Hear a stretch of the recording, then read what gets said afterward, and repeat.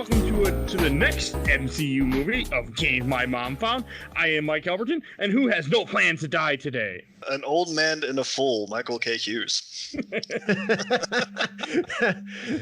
And a giant man with a sword who sends people through time, Bill Tucker. Okay.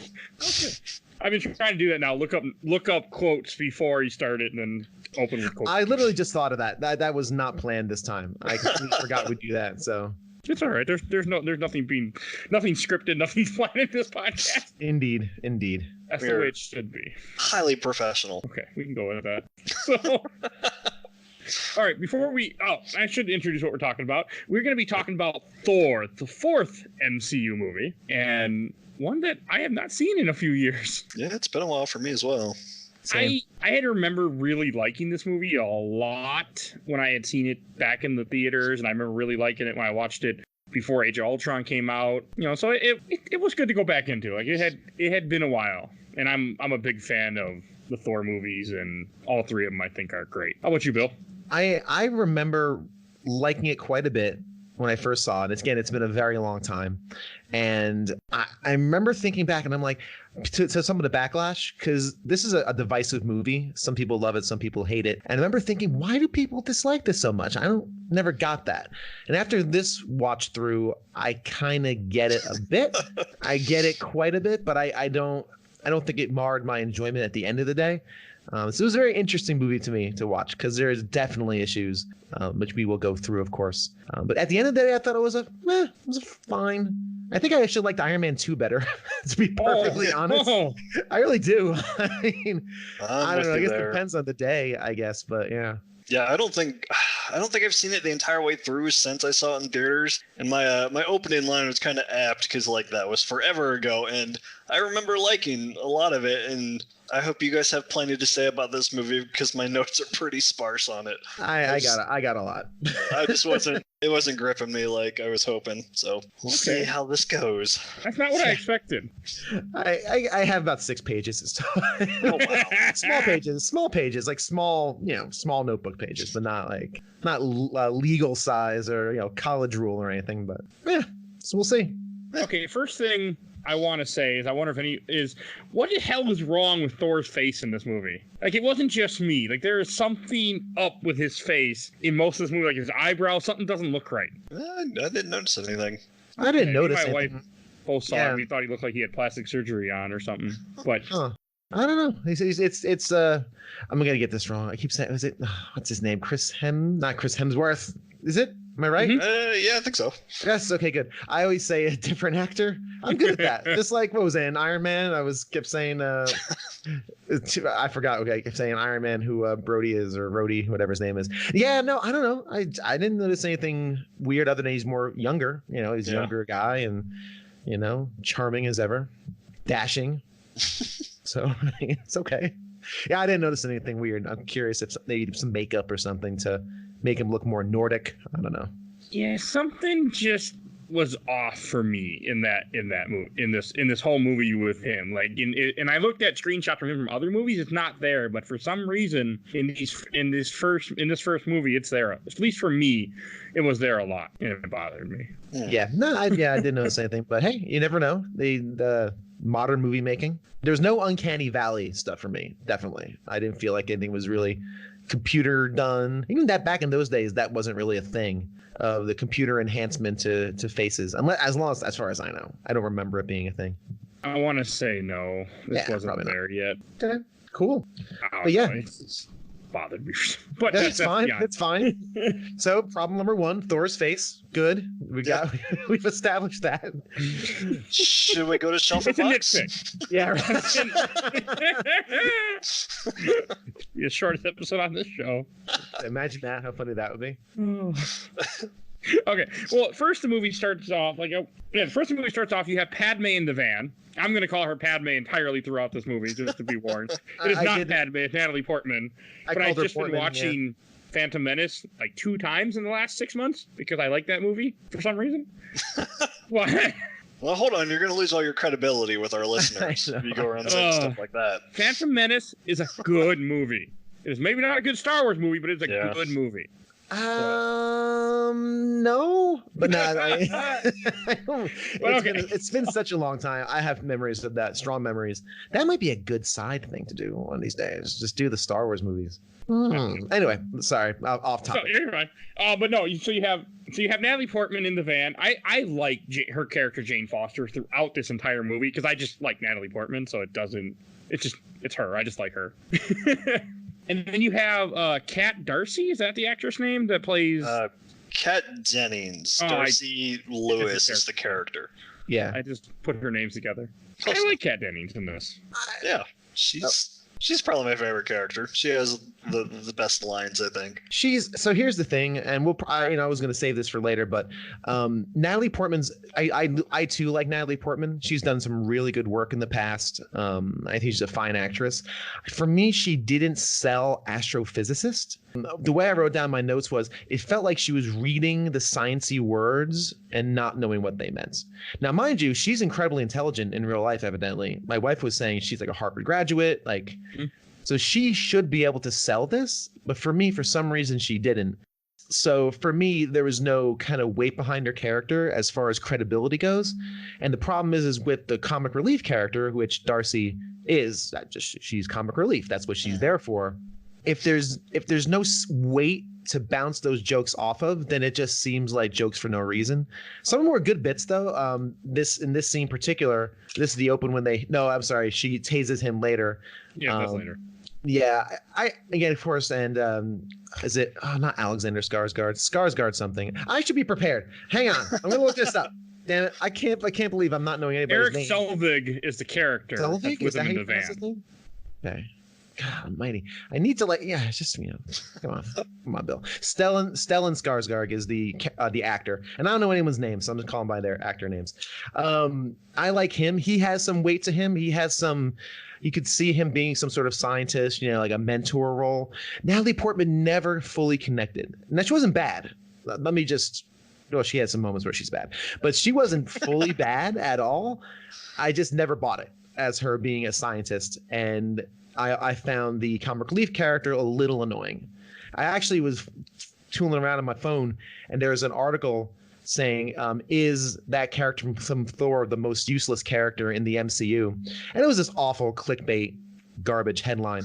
But the guy who writes it posits that people on Reddit elsewhere think that. And he kind of threw it in the air like, I don't know. It's like, great. Thanks for writing it. And I just found that kind of ironic. I saw that article today as I was tooling about the house.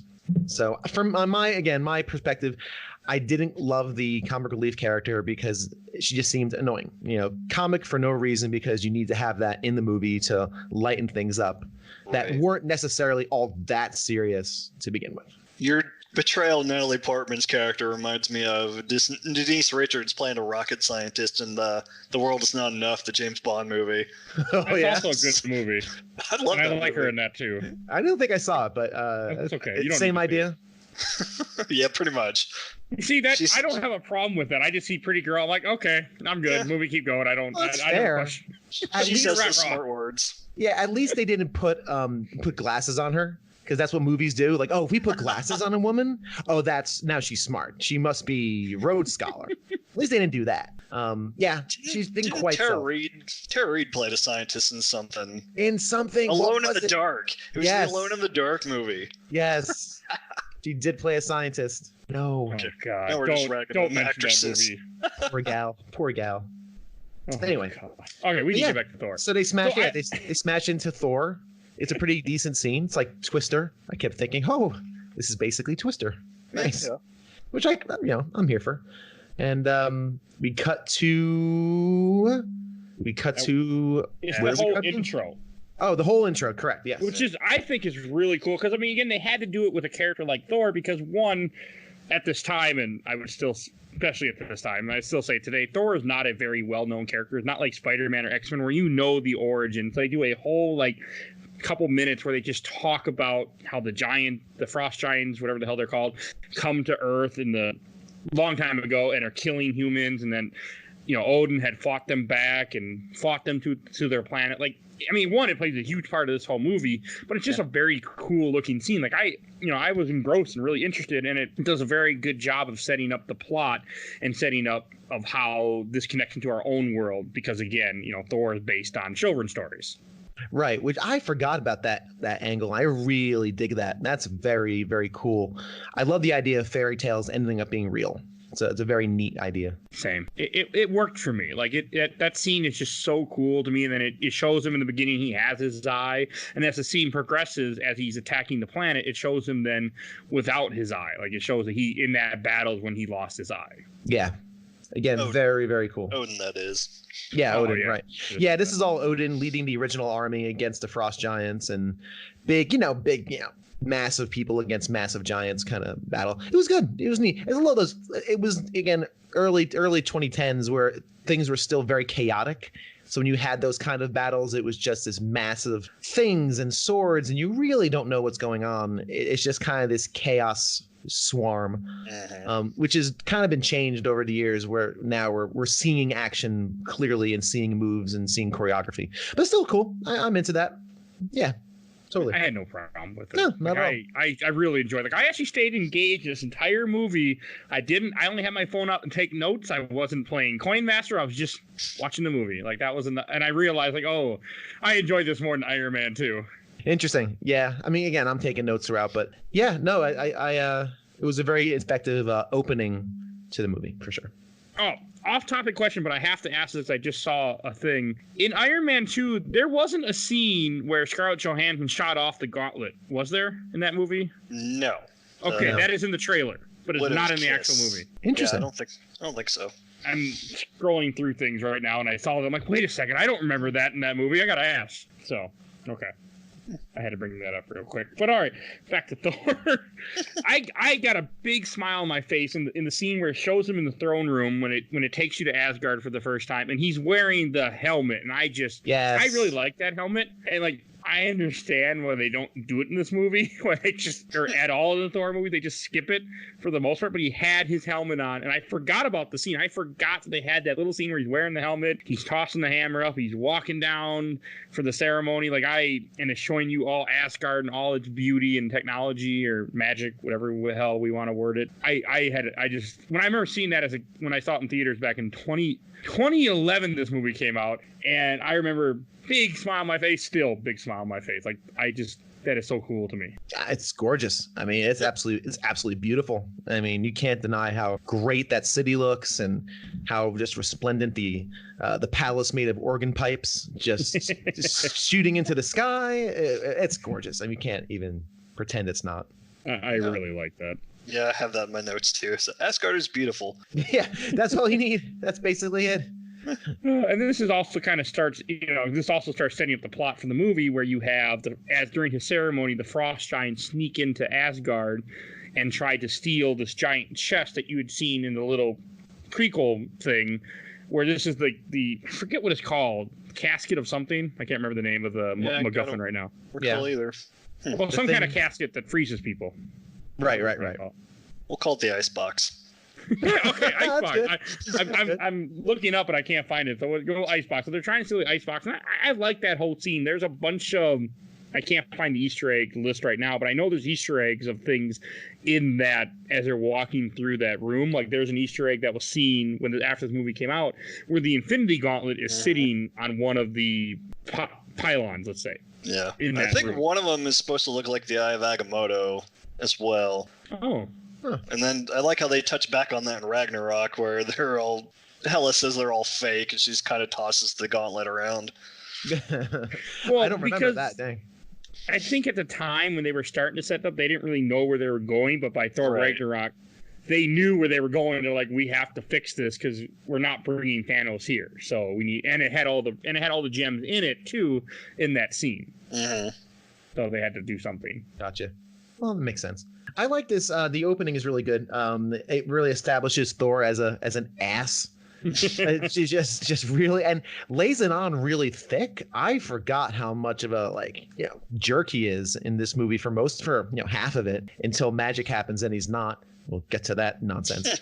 But But it really is cements him as this like kind of egotistical, entitled little whiny dude who happens to be, the chosen one, so to speak. I also like a lot of, this is my favorite part of the movie, and I think this was a lot of people's, I almost said unfavorite or least favorite part of the movie, is all the familial infighting. I like that quite a bit. I like that Shakespearean, very big, overwrought emotion for the most part. There's some parts where it doesn't work, but I do like the idea of two brothers fighting for power, one very sneakily and one assuming he's going to get it. I really dig that a lot. And there's some scenes here where there's some very big moments that don't work, which I'll talk about then. But yeah, I dig this. I really like this kind of laying down the foundation for this kind of familial infighting. Yeah. I thought it was good. Like I like the fact that you have the brothers kind of, brothers being brothers. I guess I don't have a brother, but that idea where they're kind of like sibling rivalry, and you have the father, having to choose between his two sons, his supposedly two sons.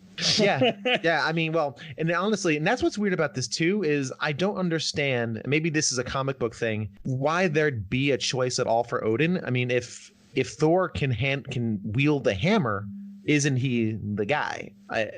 Why would he have to choose? The hammer was made for Thor, I want to say. I could be wrong because I'm not looking this up as I'm saying this, but I'm pretty sure the hammer was something that was made exclusively for Thor. And then why does someone have to be worthy? The idea is that someone in their car right now is screaming and smashing their steering wheel like, oh, I know.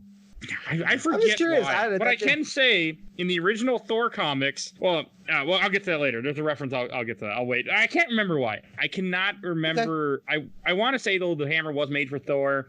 I do know there is a run in the comics where he is the unworthy Thor. He can't wield the hammer, and the hammer goes to, spoiler alert for the fourth movie, right, Jane Foster in the comics. Yes, I read about that. But I can't remember, and I don't have enough time to sit here and read and find out. Yeah, I'm trying to skim it too, and I'm not getting anything. It's all good. Yeah, I can't remember. Don't worry about it. It's fine. It was just curious. Hey, if you know, leave a comment on this post or on Facebook, wherever you happen to be watching, and let us know what's going on with this. And I might know. How's that?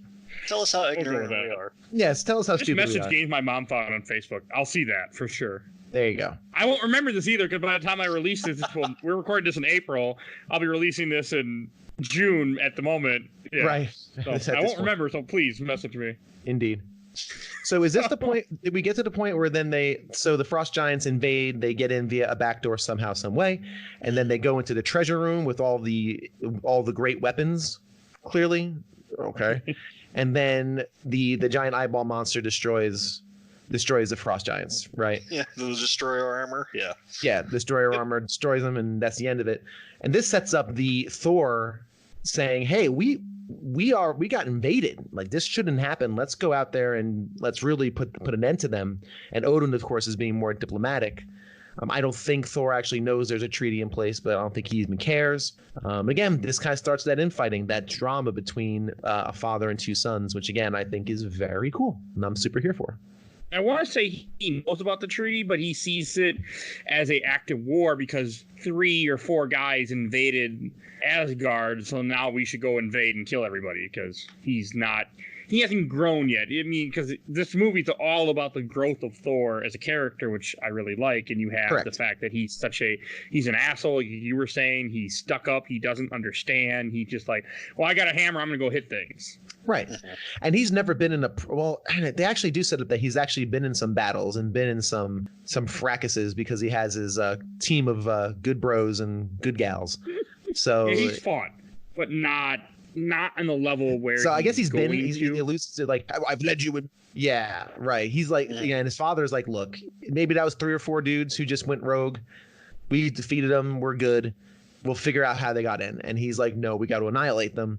And his dad is like, look, you don't understand what war is. Like, you've been in some fracases, some skirmishes, cool, but you don't know what it really means to be in a full-fledged war. And again, super here for that. You put it pretty expertly, Bill. Entitled's the perfect word. He's like an insolent child. He's like, well, they're in my house, so I'm going to go beat them up. Kind of reminds me of that proverb when the only tool you have is a hammer, all your problems start to look like nails. Right. Yeah. I think I might have butchered That's a very good way that. of putting it. Yeah. But you also get that scene where you get to see the destroyer when they're trying to steal the cube. It just walks out and just burns the hell out of all of them like nothing, which Yeah. It's pretty neat. plays such a bigger part later in the movie. That thing was a pain in the ass in Marvel Ultimate Alliance. Which I think is canon in the MCU, right? What is canon? The Marvel Ultimate Alliance. Yeah, sure, okay. We'll go with that, yeah. I mean, the Fantastic Four, the X-Men, yeah. So, and one thing I really like that I don't remember if I caught it when I first saw this movie, but I definitely caught it now, is when they're in the I want to say they're in the bonfire, wherever the hell they are, when they're all together, the Warriors 3 and Sif, Thor and Loki, and you really start to see Loki, tricking Thor. Because I really say tricking is the correct word, to get Thor to go to Frostworld giant level and Jotunheim and decimate them. Like, he plants a seed like the snake he is. He's like, and then he's like, no, you shouldn't do that, knowing well that once he said it, it was already in motion, but this way he was able to backpedal. And I like that Loki's constantly doing that throughout this movie because it's Loki. It's not quite smart people doing smart things. It's more crafty people doing crafty things. And I dig that. Super here for that. I really like that. It's not a battle of brawn. It's a battle of brawn against wit. And wit for the most part wins until the movie ends, because we can't have wit completely end. See, that's why you didn't like the whole Jane Foster, because you couldn't buy smart people doing smart things. You see, that's what upset you. Yeah, that might have been It's actually my first note is like, is this smart people doing smart things? Question mark. Like, is it? Not enough for Bill. No. But again, sorry. Yeah, no. That's pretty much all I had. I was gonna say, and now that you mention it like that, because I do like smart people doing smart things. So you never see Natalie Portman do anything smart. She just tells you about all the smart things she did. Hey, she did all the smart things she needs to do in Phantom Menace. We're okay. No, and that's the problem. Like, I need to see things happen. You can't just tell me you're a smart person doing smart things. You got to show. That's why it works for Iron Man, because you see it firsthand, and that's why it works for Loki, because you're seeing it. You're seeing him turning the dials. And honestly, when I first saw Tom Hiddleston really sells it well, because he seems just like a shy twerp. Like, hey, I agree with you, Thor. I'm not going to go there. But does he go there? Yeah, he does. He does go there. Mm-hmm. But it's like, yeah. So he really sows the seeds. I didn't see him coming as a villain, honestly, when I first saw it. Now, of course, I know, but he sells it well. It's a good scene, and his bros are fun. His bros and one gal are fun. The lady in that becomes a thing, like a serious thing in the second one, right? Yes, she's in the second movie. She is not in Thor Ragnarok, but she is in an episode of S.H.I.E.L.D. So she's not the one in Endgame. Is it Valkyrie? Is that right? Yeah, that's not. No, that's completely different character and actors. Okay, very good. All right, but anyway, she's good. I like her. She's good. They go a completely, I think they had plans for more to do with that actress, which is Jamie Alexander. Her character's name is Sif. I think they had more plans with her, but they don't really do it. They don't, as the movies progress in the MCU, they don't really do anything. Yeah, that's fair. Which is too bad, because I really like her in this movie. Like, I think Sif is a great character throughout the entire movie, and they didn't do enough. No. She's the first one who realizes, let's sign up with that Loki. She's in 2 episodes of S.H.I.E.L.D. Okay, cool. But now we go to Odin. Is it Odinheim? Is that right? I think it's the next part right before they go to Jotunheim is Jotunheim, you have where they go up to Heimdall, where you first see Idris Elba, which yes, yeah, he's so good. I'm a big fan. I love that man. But in this movie, he's great. A big stoic character who has a big sword key that sends you into interdimensions. It's fantastic. Very big. I don't see anything about what he said. Yeah, I'm not seeing it now either, but it was all over Overblood there a couple days ago. So I don't know what's going on. But Heimdall just looks badass in this movie too.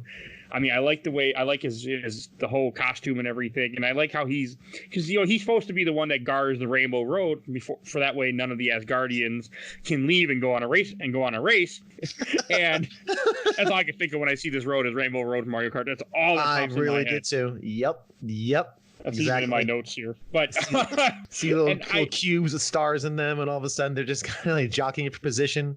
One guy throws a lightning bolt. Hey. That's funny, actually. All right, but I like how, he lets them go. He's like, all my years I've been watching this, which has been like centuries to a millennium. He's been here, and he no one's ever gotten past him. So he's like, I need to know why too. So he ends up letting them go. He lets them pass, which he shouldn't, but he had to because the script said so. But, yeah, weird. So, but hey, I do love the whole scene coming up when they get to. God, I cannot say the word. I know you said it. Jotunheim. Jotunheim. I forget it after it comes out of my mouth. And like everything with that, when they get up to Laufey, the frost giant leader, and he's like, there's a traitor in your midst, and everything with that, I really enjoy the scene. I enjoy when they start fighting. I enjoy all of this. I thought this is just great. Great comic booky action. Yes, and that's a great way of putting it. It's comic booky action. It's got video game staging. You got your chaff, you got your minions who come in, and then you got your heavies come in, and then your boss, right? Yeah. But it's fine. It works for what it is. It's a big tech demo for everything everyone can do. So you kind of get all the move set. I really do like the guy who wields a rapier. I love Rapier guy who finds the one frost giant. Ha ha! How about you, sir? Like, that is super there for that as well. I just dig that guy. I can't remember who you're talking about. I'm trying to look it up right now. That's Fandral. Is a character with the curly mustache. Yes, the curly mustache. That Josh Dallas is the actor's name. The only way you can wield a rapier is to have a curly mustache like that. Come on. He does not come back in Thor 2, by the way. No, they replaced him. Oh, they replaced the actor. He got Terrence Howarded. Hey, but he was on Once Upon a Time as Prince Charming. Oh, that's why he didn't reprise his role due to commitments on Once Upon a Time. Oh. And Zachary Levi replaced him in the next film. Oh, that's a good change too, though. He got replaced by Shazam. Okay. Flynn Rider. Cool. There's your fun fact. It's a very good it's a good scene, and it sets up a nice ending as well. I mean, but you are right. It does play just like a video game. Like they fight, and then as they're fighting, the big baddie releases a bigger baddie to chase after them, and they have to do a quick time event where they're running away. It felt like I've been playing Heavy Rain, so. You have really? Is it for the show? Yeah, of course. I can't wait to hear that. Episode aired 3 months ago. Didn't you listen to it? Heavy Rain? It will be at this time. Oh, that's very good. Okay, good point. So, I'm lost in the timeline. I'm lost in the in our timeline. Yeah. In my time. All right, but yeah, no, I kind of like the video game stuff. It's a trope, but it works, and it works in this situation. And... It doesn't bother me in this movie. Like I argued about certain things in Iron Man 2 and Hulk that bothered me, like poor Bruce Banner, but this didn't bother me. Like I thought it was all made sense that yes, they go to a planet and they bring 5 people. Yes, they're going to get their ass handed to them, and they're not going to win because you're attacking a planet. One thing that bothers me in science fiction, and this is a Star Wars thing that I've been watching, and I watched all of Clone Wars, is that I will never understand why when you go to a planet in anything and you go straight to the one city in this entire planet that matters. Like, we don't care about the millions of square miles. We just care about this one city, this one person. That bothers me in science. My wife even said they walk up to the entrance of the fortress of the planet, and it's all walled on all sides except one area of escape, and it's all flat. And my wife's like, "Oh, that's a good place for an ambush." She's not wrong. Nope. No, it's just and how gross! Oh, and how gross was that when was it Thor who goes through the neck of the monster? Yes. Yeah. That is awesome. So good. I'm very happy. That made me clap. That's great. Scene, all right. Yep. And I like that because it shows you Thor being Thor. You have more hammer action where, because the thing with the hammer is he can swing it, he can do his thing, and then he uses the hammer to fly. He can't fly like Superman, I want to say, for the most part. Maybe I'm wrong. I can't remember if they do that. They don't do it in this movie, at least. Yeah, I think it's supposed to be like the momentum of the hammer is what carries him. Ooh, yeah. He's not. He's just more powerful than he's way more powerful than, he's like a god, but at the same time, Asgardians are just they still can be killed. They can still die, as you see it, like as all the, not as much in this movie, but all like the little soldiers, they get massacred a lot later on throughout the series. Mm-hmm. Well, the sword fencing guy we were just talking about, whose name I've already forgotten, he gets stabbed through the chest in this scene. Yes, he does. The ice spears or whatever. Andrew. Yeah, there you go. Yeah, I think it's cool. I like all that, and I like how they're losing and they're running away, and then they're about to get wiped out, but then Odin shows up to save the day. Like, I like that. He comes on the horse, and he even tells the guys, like, hey, don't start a war because of these idiots. It was only the work of a boy. Like, that was cool. We haven't said this yet, but Anthony Hopkins plays Odin in this movie, and it is just, he's amazing. Yeah, he's great. Yeah. I mean, yeah, he's a national treasure. So he's good. He's great. And this kind of starts into when they get back, and we'll kind of get into some of the, now we're getting to the familial stuff and the real dramatic parts of this movie. That again, I pretty much dig, but some of them don't work. But we'll talk about that momentarily. I didn't have a problem when he gets back and then Odin, banishes him and takes away his armor because he disobeyed his king, and I didn't mind that. So I don't mind it either. There is just an issue. So for example, in this part, he goes back and Thor and Odin are arguing, and it's escalating as arguments do. And Thor calls him an old fool, which is evidently like, screw you, F you in Asgard, because that was just a hammer. The thing with that is I'm fine with it.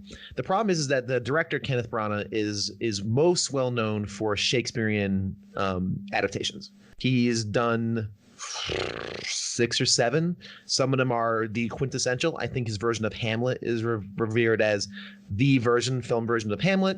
He does a lot of stage directing, and he really came from the stage. And the problem is that in the stage, you can do that, because when you do theater acting, it's big. Everything has to be big because you're filling an auditorium. You're trying to hit everyone with emotion. And so acting in theater is big. Acting in film is small, super small, because you don't have to fill space. You just have to fill a camera, basically.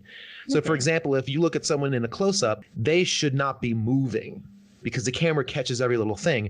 And the further back you go, as far as a camera shot goes, the more movement you can do, the more you can do with your hands, your arms. That's why actors always say, I need to know where the camera is. They'll go as far as say, what lens are you shooting? Because I need to know how my body should work in relationship to that camera. So in this movie, a lot of these moments, especially the Loki one when he loses his shit after finding out he's adopted, that's too big. It goes too much. And that's why I think people who didn't like this movie originally just didn't like the fact it was so big in a small space, and they're not wrong. But that really your taste for that depends on how much you dig basically what this is, which is like a Shakespearean play that has these kind of brothers going against each other, and if familial issues, that's a lot of that, right? And that's what this feels like. And that's why this has that vibe, because Kenneth Branagh is the most renowned Shakespearean film director in the world. So Oh, that's a fun fact I did not know, actually. That makes sense, though. Yep. Yeah. And he's done a lot of stuff other than that. Again, I think, he's won a couple Oscars. Yeah, he won an Oscar for Henry V. Yeah, Henry V is the one. He actually won Best Actor and Best Director. He was nominated. Sorry, I didn't win. There's something I do want to mention. This is from the guy who played Fandral, the fencing swashbuckler. This is his quote that he said. Dallas said he believed that Fandral, the quote now, would like to think of himself as a philanderer. He would like to think of himself, I was saying, as the R. Kelly of Asgard. He's a lover, not a fighter. And this is 2010 when he made this comment. I had to read that. I'm like, you might not agree with that comment anymore. Oh, yeah. That aged like fine milk. Yeah, that's why I had to read that. I'm like, oh. That comment aged like fish. That is not good. Oh, boy. Go. But yeah, so that's the thing, and that's one of my big tent poles of kind of how I feel about this movie. Again, I like that dramatic feel, but I can see how someone wouldn't if you don't dig that kind of Shakespearean vibe. I didn't think about it, but it didn't bother me. But I can see where it would bother people. It's dramatic. Again, the only thing that bothered me was the whole his makeup just seemed off in this entire movie. and not to really camp out on this too much, but think about what we've seen so far, right? As far as the MCU, and this is actually one of the reasons why we're doing this in order of release, not chronological, which all the cool kids say you got to do them in chronological now. But we're doing an order of release because I think it's interesting. We had 2 Iron Man movies and a Hulk movie.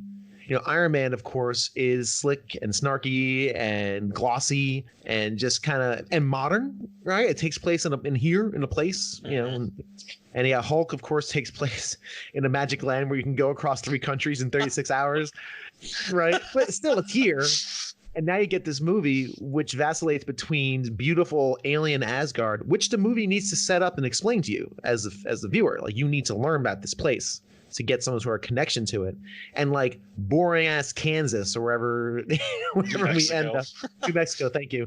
Boring at, no offense to those in New Mexico, but Or Kansas. Or Kansas. We have listeners in New Mexico. Sorry, I apologize, New Mexiconians. I'm sure it's a charming town. I'm sure They called it the land of enchantment for a reason. This is true. I shouldn't laugh. I'm sure it's enchanting. I've never been, but you have to reconcile these two places, and that's why I think this movie kind of took people for a loop, because it's, especially if you're not a big Marvel fan, you're like, oh, this is not what I'm used to. This is not what's been delivered to me just yet. So, but again, I was there for it then, and I'm here for it now.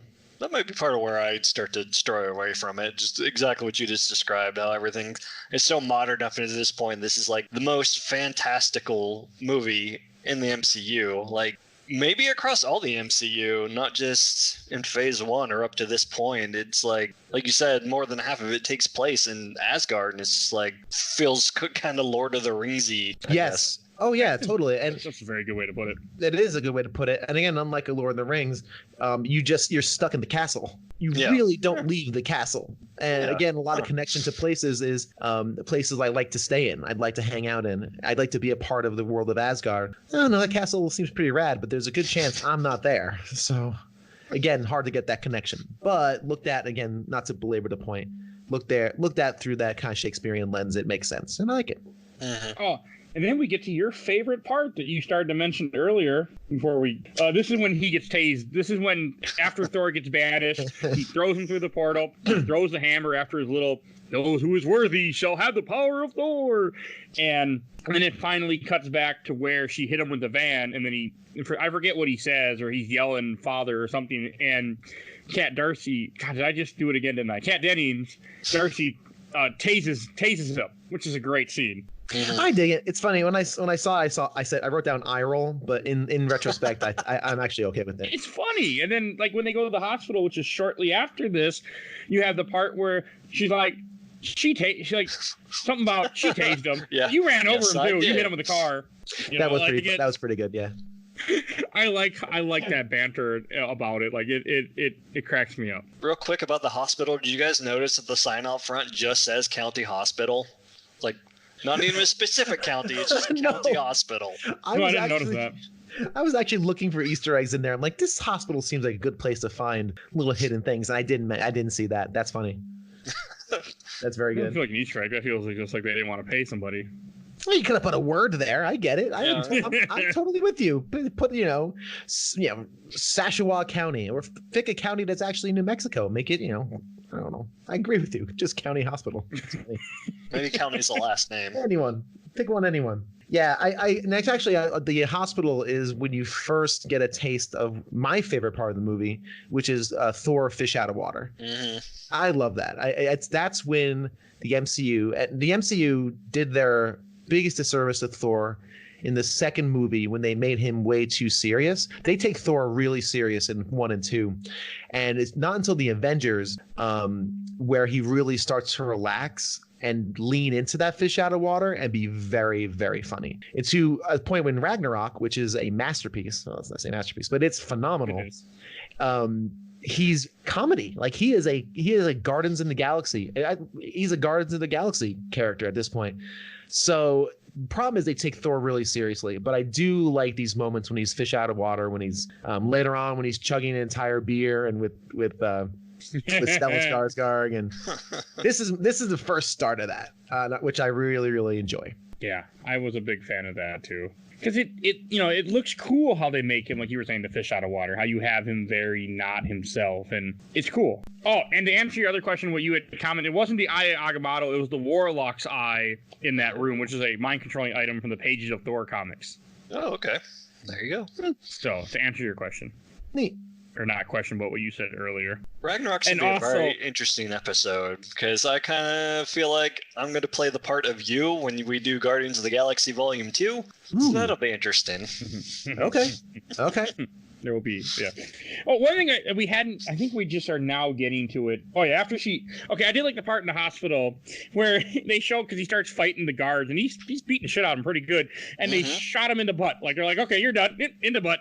It's time to go, Sleepy. Face up against the window. Yeah, that's very very cartoony, but it worked for me. Like, I laugh when his face goes up against the glass after they hit him with the shot, and you just see like the face he makes as he's like, and he starts to pass out. Like, I don't care if it was stupid. Like, it made me laugh, and I'm like, yeah, okay, I buy it. So that I had to say that. Yeah, they gotta get the comedy in where they can. I had indeed. And apparently the city in New Mexico where this takes place is called Punta Antigo, which translates to Old Bridge, a reference to the Bifrost. Oh, okay. I found a thing with all the cameos and stuff, so now I'm going to be adding them in. Peppering them in, right? As I can, yes. Okay, but and I like it how, and then you have the part, I want to say this is when they find the hammer, which is, I like that scene where the guy pulls up and tries to grab the hammer, and the first guy who does try to grab it is Michael Straczynski. For those that don't know, including me, was a writer for Thor. Oh, that's cool. I'm into that. And had the story by credit on the film, so so that's why he's in that little part. Like, because I was like, okay, because I that whole scene is cool where all the rednecks come up, park their trucks, and they start grilling, barbecuing, drinking while they're all trying to pull the hammer up. We got our Stanley cameo. Yeah, I hated that. I despise that. Oh my god. So, okay. So, this thing called tone. That really irked me, and it was just too silly, too over the top, too bro doofusy. I don't know. It didn't strike me as correct and real. I did like when Coulson shows up because, as we've established, kind of love Coulson. Yep. But I don't know. It just had this weird tone to me that didn't belong in this movie. It felt like it belonged somewhere else. It seemed like it just kind of got hammered into this piece because I don't know if they really knew how to link up, S.H.I.E.L.D. getting there and building this fortress around it. And yeah, and there were like no stakes. There was no visual stakes. Like, even if Coulson had like done something to clear them out, and I don't think they did.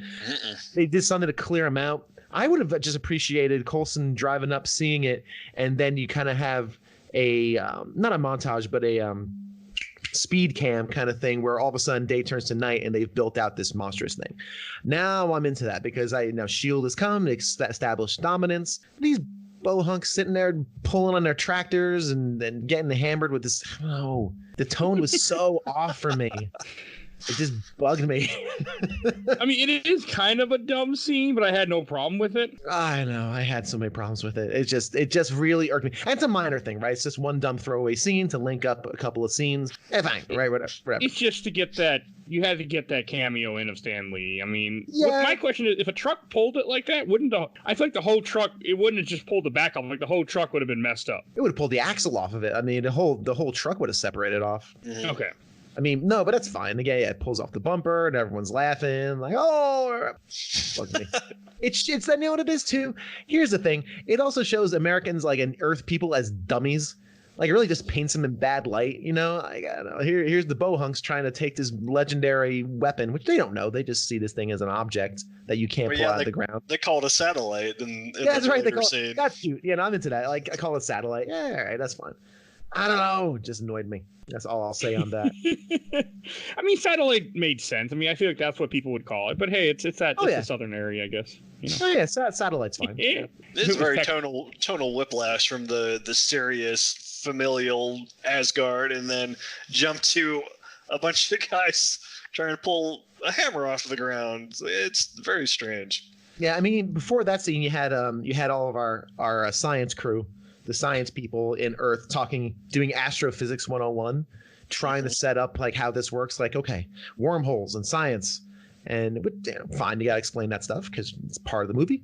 But it's not smart people doing smart stuff, is it? No, it's smart people telling you smart things. That's not doing; it's telling. And you also have that little scene. This is also they have the exact same scene from Iron Man 2. Where Coulson shows up at the site and he's standing there and looks down. Mm-hmm. which I did stinger. like that. Yeah, real quick, I mention the Marvel one-shot that takes place before the movie of Coulson on his way to Thor's hammer. It's called A Funny Thing Happens on the Way to Thor's Hammer. It's all great. You, Mike. All Go you. For it, Mike. Go for it. Coulson stops to get gas on his way to New Mexico, and while he's in this gas station, a couple of guys try to rob it, and basically he just goes, he just kind of whips their ass real quick. Like it's a very nothing. Kicks their ass. He jumps and like kicks off the aisle and kicks him in the head. Like you got to add. He thinks he's Neo. I placed it more like John Wick, but still, it is such a good. It's so good. I've actually wrote down because I saw that before watching Iron Man 2. No, before we recorded Iron Man 2. I'm looking at it, I'm like, this might be my favorite scene of Iron Man 2. This is so good. I love it. I read that they filmed, or they had planned to do that and The Consultant like back to back, and they filmed A Funny Thing Happens first, and I guess it spent 80% of the budget, and that's why The Consultant is just Coulson and Sitwell just sitting in the dark in the cafe or whatever. They blew all their budget already. Wow, how funny. Okay, yeah. No, that scene is so great. I'm super great. It has no bearing on this movie, but I feel like we should mention it. Indeed. It links up to New Mexico when he arrives, so yeah, I think it fits. But yeah, so after the good old boys, good old boys drunkenly trying to pull a interstellar object out of the ground. And then you get Thor's. You get Padme's house for the first time. First, her house is cool, but is that like it looks like it used to be a diner that they converted into a house or something? It does. It is. It's like a dwelling that used to be a diner, which is, I guess, fine. Go ahead. And there's a scene when they're coming into the town. I didn't know this until I pulled up my thing. There's a billboard that says, "The land of enchantment, which they claim will prompt visitors to journey into mystery," which is the first comic he was ever in. Neat. Wow, that's cool. Yeah, I didn't catch that. Yeah, very cool. And of course, when they're in the house, that's when you get the Hemsworth moment when he walks in straight from his shower. That's after they go to the hospital, run into him again. Oh, that's right. Literally. Yeah. That's right. And then he goes to the house, and then you get to where now, because she saw in the picture she take when he first came down in the first 5 minutes of this movie, and that's where she sees somebody came through, and then she wants Thor because she's like, okay, he knows what's going on. We need to ask him questions. So that gets us up to then when you have half naked Thor. Yeah, which is hey, listen. And then she gives him the shirt with Donald Blake written on the tag. Yeah, which get that reference. Which is the original identity of Thor in the comics. Yep. Oh, okay. Really? I don't know any of these things. I've read some of this early Avenger stuff where he's in it. Thor is like an old man who's a doctor at first. That's why it's Dr. Blake. Mm-hmm. And he has to lift his cane up in the air and say something like he's a Thundercats, and then he turns into Thor. Oh, he's Shazam. It's bad. Essentially. Bad. Instead of being a young boy, he's an old man, though. Oh, it's not good. I tried reading early Avenger comics, never again. So yeah, that I caught that. I told my wife, and she's like, "Okay, that's nice." She didn't seem to care. Yeah, but Thor on Earth is very fun. He's, again, like I said, he's just a lot of fun. Getting used to smash into coffee cups, when he wants another. This beverage is delicious. Smash. Bring me another. I had told myself I was going to make a joke like that when we were watching the movie, and I was going to take my beer, slam it on the ground, and tell my wife to bring me another, just right to go along the movie. I didn't though. Courage was not there, but all of a sudden, I thought. Yeah, states away. You just states away. You hear the faint sound of smacking, and it would have been something. It wouldn't have. There would have been no beer coming from the fridge. No. That was It's less fun when you have to clean up the broken glass yourself. Yeah, I wouldn't have broken it. I just wanted to slam it and just make the noise and be like, "Bring me another." But I thought about it. Then the part came. I drank my beer quietly and did not say anything. A wise man. A wise man. Yes. She would not have approved. Yeah, she would not have caught the joke. Sorry. After this, we get to Asgard. We're back in the castle, where the good bros are bemoaning the loss of their friend. Good bros. I kept writing them. They're good bros because they're Thor's good bros and one lady. So I can't completely say good bros. And now we're on Loki doing the sneaky stuff. Well, first you have Loki, who, because I think we might have skipped over this during the fight with in Jotunheim, when he gets grabbed by one of the frost giants, he starts to turn blue. This when he realizes he's not an Asgardian, he's a frost giant. Mm-hmm. Yes, we did miss that. Plays such a big part in this movie, and this is also, he goes to the casket, picks up the casket, and starts to turn blue because the casket is cold, and I guess when you're cold, you turn blue if you're a frost giant. Yeah. And I mean, I felt like it because my wife had asked me too, like, what's happening here? Like, I'm like, I think it's an enchantment they put on him to make him look like an Asgardian, and then the cold is able to revert him back to his frost giant true nature. That's how I took it. Yeah, I mean, and this is the point where we find out he's adopted. He gives that big dramatic "Tell me," which is Shakespeare thing. Yep, that makes a lot more sense now. Yep, because it is really loud and it is really big, and it felt. I mean, it didn't bother me because it fit the character, but it makes sense after what you said. Yeah, and I think that's one of the big reasons why people were cool on this when it first came out. I mean, again, I dig that. So for me, it wasn't a problem at all. It's just from an acting standpoint. Again, it's a rein it in kind of moment, and everyone has a moment like that in this movie. But yeah, I dig this, and Odin collapses, and it's a very big dramatic moment when he finds out he is adopted, and evidently this turns him super duper evil because at first he was just sneaky. But now he's like, well, screw that. Now, here's a question, though. Do you think this was the catalyst for him to start really saying, okay, I'm going to take over? Or was this the plan all along? Like, why did he get the frost giants involved if he didn't realize he was a frost person? Right. I feel he brings the frost giants in because as he even says later on in this movie, I wanted to ruin Thor's big day.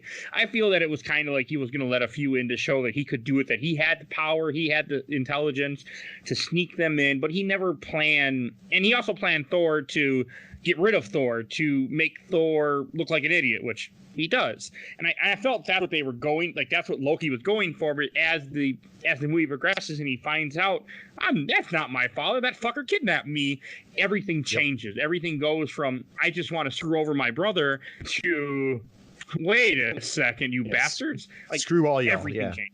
Cool. And I am going to make a quick reference to a show that none of you have ever seen, I'm sure, but the Australian listeners might know what I'm talking about. We have some.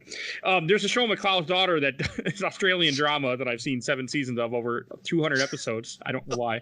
And they have a part where one of the girl finds out that her mother is not her mother, and she runs off and gets hurt. And it reminded me of this. Well, she runs off in a car, drives a car into a tree, and ends up becoming paralyzed somehow, even though I don't think that's how that works, and then gets better after an angel visits. But hey, it's an Australian drama called McCloud's Daughter. It's on Amazon Prime. Go watch it. All right. No, all right. My wife became obsessed with it, and I ended up watching way too much of it. Like, this is stupid. And the next thing I know, I'm sitting there actually paying attention to it. So there you go. Yeah, I like when that happens sometimes. It's still stupid because, like, I swear, every episode they're running out of money for the farm. Like every single episode. But yeah, enough of that. So you were saying about Thor? Please take over. So I was just gonna go. We're now back at Earth in the cafe with the smashing cup scene and all the saucy glances between Padme and Mr. Hemsworth begin. That's when they start getting very I like glancy. No, their relationship doesn't work at all. I was okay with the love triangle. Hey, this is a better love triangle than her with Anakin. Okay. Love triangles. Where's the triangle? Darth Vader, Anakin? I don't know. Oh, no. I'm saying triangle the wrong word. This is a better love story than her and Anakin, okay? Like, in order for a triangle, you need a third. It's just two. It's just two of those them. Flat triangles. Yeah, I actually, I have in my notes later on. It's like, is this romance really earned? No, it is not. Hey, it's hot guy, girl with no boyfriend, and it's a movie, so it's just how it happens, I guess. No, it's not earned at all. Well done, Mike. After what she went through in her last set of movies, I'm okay with her falling in love with a guy who doesn't want to kill children. So, you know what? Well.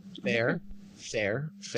But yeah, so this is the point where they start giving themselves the saucy glances. I was like, sure, I'll get to this in a minute, but I'll wait for that point when this basically their relationship saves his life and makes him worthy again. Oh, That's way later. Why? So we're gonna get there. But I mean, because after this is the part where he finds out that the hammer is 50 miles west and he's about to go walk to head there. She starts to go after him. Her house gets raided, which I really like the scene when S.H.I.E.L.D. shows up. They're raiding the house, and the doctor, Selvig, makes a comment. He's like, S.H.I.E.L.D. don't want to mess with them. I know a gamma scientist that S.H.I.E.L.D. raided them, and he was never heard from before. Again, and I just cracked up. I'm like, another reference that Hulk is in the MCU. Yeah, he's here. Gamma scientist. Yeah, it was very good. And I mean, it's a cool scene. And then she's like, all my research is there and in this book. And they grab the book and throw it in the van. I'm like, that still cracks me up to this day. Like, it's still funny. And here's again the issue with this is that it's the idea is that we're supposed to be, oh no, she's losing all her research. Well, she didn't do anything with it. We never see her do anything with all these computers, and we see her clicking on a keyboard once in a while, but this movie needs to be 2.5 hours, and I never. This part bothered me, but it bothered you for some reason. It's almost as if you were upset you didn't get smart people doing smart things. No, it's not. It didn't bother me so much during the moment of it, but it just a lot of this movie towards the middle here is very flat and just kind of going through the motions for me. Yeah, it's just kind of moving the story along. So none of this really interests me. So it didn't kill the movie for me, but again, it's another example of why this character doesn't work and why I really think. Although I really like Natalie Portman, I think she's a fine actress. None of this is working in the way that it's supposed to work. Okay, I can give you that. And then I want to say, and this is also when you find out because Odin's in the deep sleep, and this is when Loki is the king. Yeah, I did like him sit on the throne because it just, again, there's that Shakespearean thing there. Here's the brother sitting on the throne with the staff. He's king, and and it's like, yup. It does feel very Shakespearean. The brother that shouldn't have been king becomes king, and it looks cool. Yeah, very into it. Right. Everyone's fit like kneeling a little bit, like his good bros are like, okay, I guess you're king now. But they understand if that's what it is, that's what it is. Like we're loyal to the king. And of course, the female friend is like a little more like, no, I don't. And I want to say it's the roof part where you start because I have the roof on here where. They start. I want to say they start getting closer. No, that's after the bar scene. Never mind. I'm skipping ahead. Yeah, we're back on Earth again. It's where he goes to the library. Shop. Oh, the pet shop and the library kind of happen at the same time. Pet shop is hilarious. He's like, I need a horse. So good. Oh, that's very funny. Yep. Well, what can I ride? Give me one of those big enough to ride. It's so good. Yeah, I had a good laugh at that one. That was very funny. Good scene. It's just he's trying to get to Meow Meow. He's got to get his hammer. I do love how she can't. I think she changes how she says it too multiple times throughout this movie. I feel like it's still Meow Meow because I think she says it in Dark World. Okay, I like that how she doesn't try to say motion. Nah, fuck it. Meow Meow. It works. It's a hard word to say apparently. Yeah, it's just more comic relief. Yeah, it works. Fine. Mjolnir. Right? Meow Meow. That's what we call it from now on. Meow Meow. So, and I also didn't in the library when I do like that when Eric's like, here, the guy's insane. Here, look, he grabs one of these books and he's like, you see, Thor and Odin, all these are all fairy tales that were told to me when I was a kid because he's I think Scandinavian. He's supposed to be or something. It's from that Norway, that area. Yeah, Norwegian. Yeah, and I like that. And there's also a reference in that book in the picture of Odin. He's holding the Tesseract. Yeah, very good. Catch that. I didn't. My comingsoon.net caught it for me as I'm looking this up. No, I actually did catch that. It was pretty neat. Nice. Yeah, I like all that. Like, I like the library scene, the pet store scene. I like it when you have, her go in the van and she's like, hey, I'll take you. I probably shouldn't do this, but I hope you're not crazy. Like, I like that. And I like how he's like, I'll show you once I get my hammer, and I'll show you once you'll have your, like, he's still full of himself, but he's calming down because, again, the woman is changing his heart or something like that. Whatever the hell that phrase I want to say is that I'm making fun of. I think that's whipped. Well, it's not whipped I'm looking for, but that is a phrase that some people would use, yes. Not me, but some people, yes. Yeah, me neither. Yeah, there's a cool scene. There's a couple of really cool scenes here. I actually like that when Natalie Portman picks him up and because I can believe she's interested in him. Like, I can't believe that. Like, I lost all my research. You're the only link I have to something I've worked my life towards. All right, I'm just going to go on this crazy journey. And what else have I got to lose? I cynically thought, this is not correct. I cynically thought her reasoning was, yeah, you're fascinating. And I can't get your abs out of my head. So let's go take a 50-mile drive. That's not accurate. That's not what it was. Well, I think there's a piece of it, right? But yeah, I think there's a piece of it. But no, she definitely finds him interesting. There's one scene on top of when they're on top of their not the library, I guess, on top of their diner, right? They're all sitting there forlorn. They lost all their stuff. And what's her name? And Darcy, right? And Darcy mentions her iPod 3 times. Remember how I was saying I'm always eyeful of product placement? You say something 3 times within 3 lines, you, sir, are trying to place a product on me. I can't prove it, but that's what I think. So, hey, you can't go buy an iPod anymore, so it's okay, right? Yeah, no, it's completely lost on me. At least Jane snaps at her, so you shut up about your damn iPod. Yeah, I can't believe they took my iPod. Shut up about your iPod. I just hit 30 new songs. 30 new songs. Whopping 30. I want to be like this day, be like, fuck the iPod. Be like, I got it. I'll just get a new phone and download Spotify. We're all good. I looked up my account. We're all good. No problem. Very cute, very old technology, which is neat. And yeah, how many songs you can fit on iPod? What 2011? 2011. iPods were a big deal. I used to work at Target. They were a big deal. We had them in a locked case, except for Black Friday when some idiot unlocked the cases and and a bunch of them disappeared. But hey, really? Wow. Wasn't me. Yeah, when I worked at Target back around that time, maybe not 2011, but in that time, somebody unlocked the case on Black Friday so people could easily, get the iPods and and they were right. They easily got those iPods very easily. We had a big stuff. Nice. Yeah, you could I don't remember that. Surprisingly, it came back to my head. You could get your hands on a Nano and a Touch in 2011. Nice. All right. And then in my notes, I have Odin tired. I can't remember. I think it's just Loki sitting in the room and they're like, I don't know if he's going to wake up again. Oh, no. Like that whole scene. Yeah, he's in a coma or something or in like a stasis. I mean, I know it's from the books, the whole thing where he gets tired and you have to go to the Odin sleep. Like, I know that's but yeah, it was a little, it just, yeah. Again, move the movie forward. Put Odin out of there because otherwise Odin could stop Loki. So you gotta do something with Odin. So I understood. But then we get to I really like the scene when when Jane Foster and Thor get to the camp and it looks like it's like they built a little city. This ain't no satellite crash. Of course it doesn't. And that scene is cool. Like I really like the scene when he goes from Thor and he becomes Solid Thor and he goes and he starts espionage. Yep, that's exactly what I was thinking. It was like Metal Gear Thor. Yep. This is a nice side of Thor. I like this being crafty, right? He has to kind of sneak around. He takes out the guards. He puts on the raincoat and he's sneaking around. And again, you have like you were saying before the video game thing. He's fighting a couple minions and then he gets to the end where the hammer is. You got the boss fight. The big bad, yeah. It was fun. I really dug it. I enjoyed it thoroughly. And then we get our first Hawkeye sighting in the MCU. He hasn't got a whole lot to do, sadly. Nope, he pulls back a bow and he puts it away. I was a big fan of Hawkeye, like because of the Captain America Avengers game. Oh yeah, that came out a long time ago. So see episode 16 for more about that. And that's what we covered in the show. And when I first saw the scene, I'm like, when he grabs the bow and I'm like Barton, and I knew exactly who it was, and I'm like, it's Hawkeye. They never say Hawkeye, but it's Hawkeye. Yeah, and he doesn't do anything, which is kind of a letdown, bit of a waste. He's got a few one-liners. That's about it. He doesn't do a whole lot. He's coming up, and that we'll be talking about soon anyway. So no, very true. But it's cool to see him. It was a cool to see him, and I just liked him see him. I would like to see him, maybe shoot a couple of arrows, maybe knock down some things. I don't know, cause a tent to drop or like a sheet to drop from the plastic sheeting. They could have had him shooting and missing and trying to interfere, not just what should I do, boss? What should I do? Because I can put this in his head, no problem, and that's the end of the MCU. Just do so. And Coulson being like, stop him.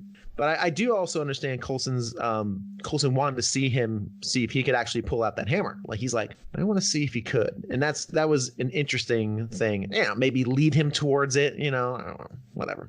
Yeah. If that's the case, why did you bring your minions at him to stop him? I don't know. It's fine. Yeah. It was very. I enjoyed this fight scene, but yeah, I agree with you. We also got a first look at Sitwell that was across from Coulson in The Consultant. We see more of him in later movies, but this is his first in-movie appearance. Cool. I didn't notice that. He's also in Avengers too. Yeah. And then Thor fails to pick up the hammer, and I have in my notes that his scream to the sky is slightly better than Ivan Vanko's in Iron Man 2. Slightly. Slightly. Slightly. Marginally. He was just trying to do a Nordic scream as opposed to a Russian one. It's probably unworthy Thor at this point. And this is a great moment. I like this. I like this, the staging of this. I like the drama, the rain and the mud and the dirt signifying just a low point. And this is the scene that breaks him. That completely just breaks him. He's despondent. I'm never returning. I am no longer worthy of the hammer that I was given. This is the point, and I really dig this. This gets to the point where he is just broken, and it's a cool moment when you've seen what he can do and what he's been reduced to, and that's very, very cool thematically, and it's pretty much the middle of the movie, so it's the right spot too. So. It's all good. Like, you have the part where they're interrogating Thor and he just won't, they're like, I haven't seen a man, only someone that's trained could do something like this. Like, that was all cool. And my wife watching, she brought up that his fighting style, she thought fit too, like the way he's fighting all the guards and everything, kind of fit the kind of, it wasn't, I'm trying to think what I want to say here. But like, it just fit who he was, like as a warrior, not, like a special forces or something. Yeah, totally. No, it was very effective. And then this is when you have Loki lying again, which again, that's like you were saying, this is also a scene that really breaks him too, even more. Is first he's unworthy, and then Loki comes to him and says, Father died because he couldn't handle what you did, and he banished you, and you can't come back because we have to have peace with frost giants. And again, this also shows him being more and more evil and more getting his plan that he's trying to put in motion. Yeah, and his mother hates him and doesn't want him back, and we've taken your room and we've given it to somebody else, and we ate your dog, and you're like, damn, man, like, seriously. I didn't think about all that, but you Good God, Loki. It's about laying it on thick, but yeah, he's Loki. He's lost. Yeah, it's fine. No, super matches his character, and now again he has zero fucks to give. All of them gone. So that's the end of that. It was cool. And then the whole and then I like it when he's being interrogated and they're like, he has a visitor, and Selvig like, yeah, he was upset you took all his research, he had a little bit too much to drink, and as they're pulling up the fake guy, they're like, they pull up the ID, it's like fake. Why does Coulson let them go? To see what happens. I guess, right? I mean, I guess they just, since the interrogation didn't bear any fruit, just like, he's not going to talk. We'll just follow him. Yeah, I guess. Let's just see him interact in the world and see what happens. It was very interesting. I just was sitting there thinking, like, this shouldn't work, but it's working. And obviously it doesn't. So, but yeah, no, it does work actually. So, because then him and Mr. Skarsgård gets to go drinking, which is one of my favorite scenes. And that's this is for me the turn where Thor realizes, wow, I've been an ass. I haven't appreciated things I've been given. I've ruined it. I've lost everything. Because he doesn't think he's going back. He's like, there's no chance now. Nobody wants me back. Dad's dead. Loki's on the throne. So it really starts to redeem him too. Yes, and it does. And we like him as a character because he is extremely charming. He is extremely handsome. He has a bit of kindness to him. He treats the ladies on Earth with respect and humility and civility. Because that's probably how he grew up that way, probably, right? My lady, and kissing hands and all that sort of thing. Agree with that. So we've already seen a softer side of him, but we haven't seen a broken. And now he's broken, and he's realizing, damn it, I blew it. And that moment is a very substantial one. That's the big moment for me, where he now makes his hero turn and he starts becoming more the hero. It's not when he starts smooching with Natalie Portman, because hooking up with a rebound. Yeah, hooking up with a rebound is not. It's not how you gain your power of Thor back. I'm sorry, I don't see how that possibly happened, but we'll get there. But this is cool, and he's drinking. He's chugging back a beer with a Boilermaker with Skarsgård. Good times, and he's probably a fun drinking partner because no matter what you do, you are probably under the table. So yeah, it's a cool scene. It really starts, like, I like some of these middle scenes where they start kind of, they're continuing building the movie and they're making you feel for Thor and they're showing that he's growing as a character. Like, I like all of this.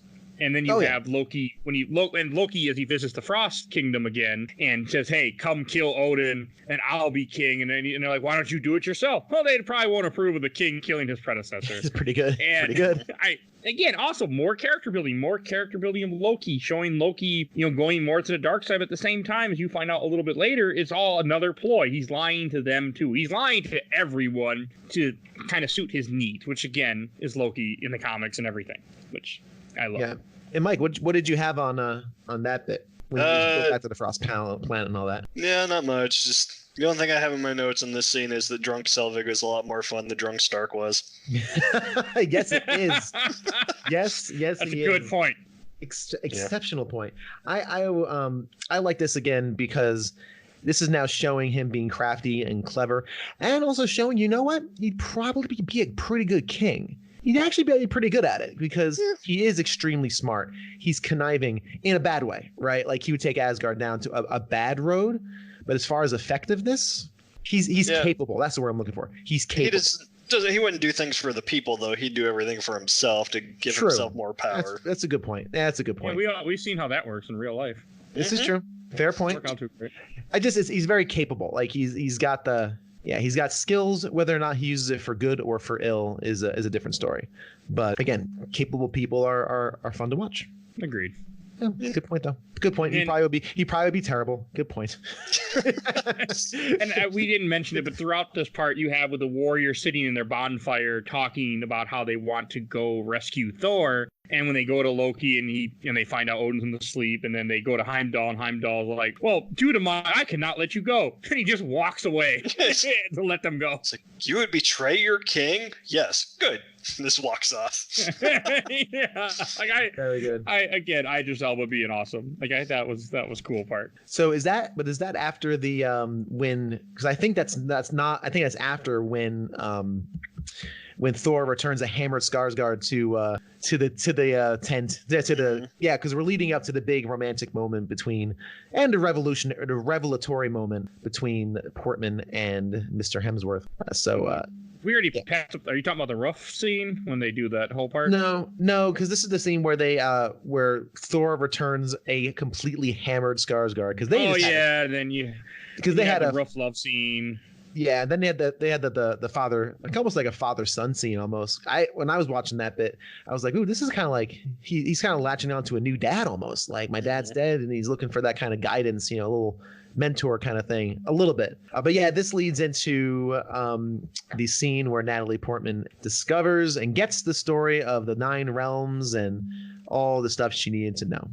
Oh, yeah, because he steals back her research notes from the Shield. Correct. I forgot about that. Right. Correct. And this is kind of where the romance is completely cemented. They don't kiss yet, obviously, but this is definitely cemented, and it's very much so not earned. And I know, Mike, you have that in your notes, so I'm going to let you dine on that a bit. I don't really have a whole lot to say. It's everything. Everything in this movie just kind of feels rushed. Like they're just trying to fit everything into these 2 hours, and it's like all over the place, and just nothing feels like it's super earned. Correct. None more so than this. Yeah, and the reason it's earned is I agree with you. I never lobby for movies to be longer, but this needs to be 2.5 hours or 2:20 if you really want to develop this relationship. I know this relationship is in the comics, and that's correct, right? This is his. Right. Yep. Yeah. Okay, so that's why you had to do it.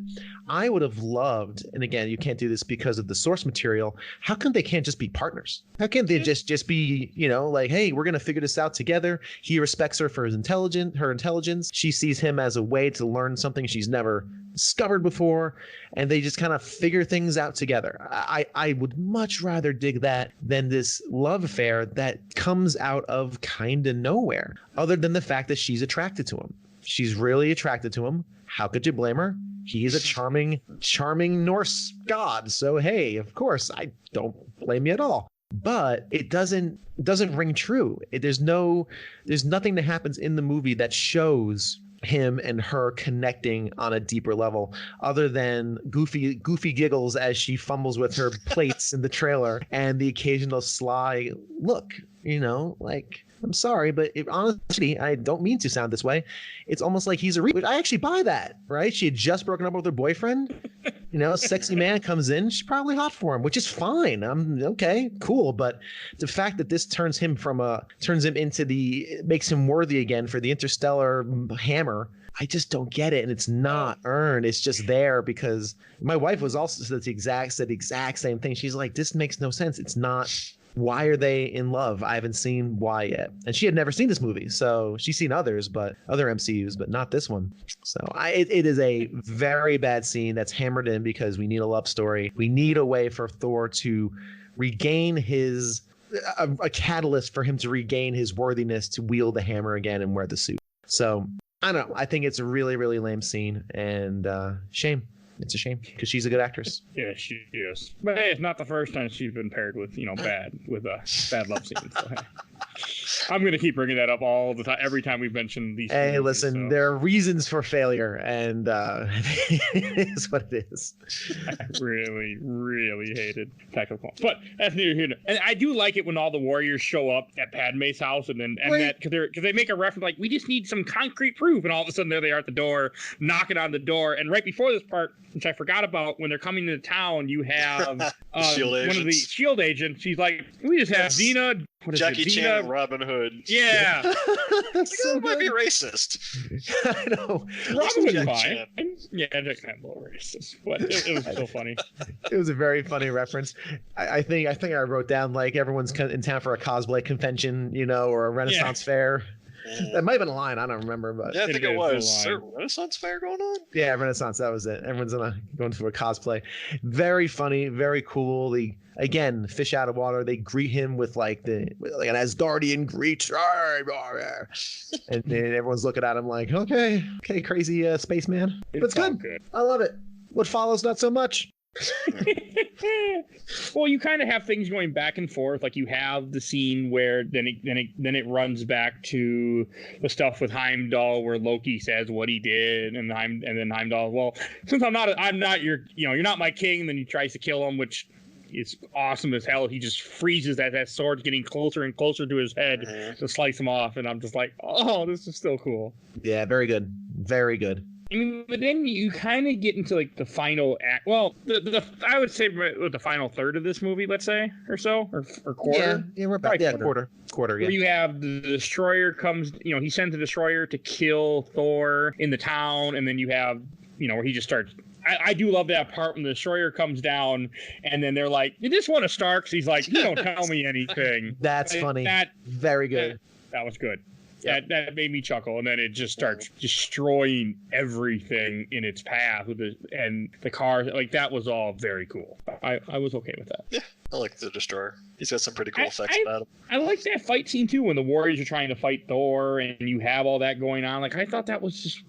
I enjoyed all of it. Like, it made sense to me that because they're not. Yes, they're more powerful, but they still can't take on like this something that's kind of like a mystical type artifact that you can't really kill exactly unless you apparently throw it up in a tornado. But it was cool. Like, I enjoyed all that. I enjoyed the part where Sif distracts it, jumps off the roof, stabs it through the head. Like, all that just made me smile. It rotates around and shoot at her. That part was very neat. Awesome. Yes, that was the best part of that whole sequence, is when she goes down and stabs him through the mouth or the head.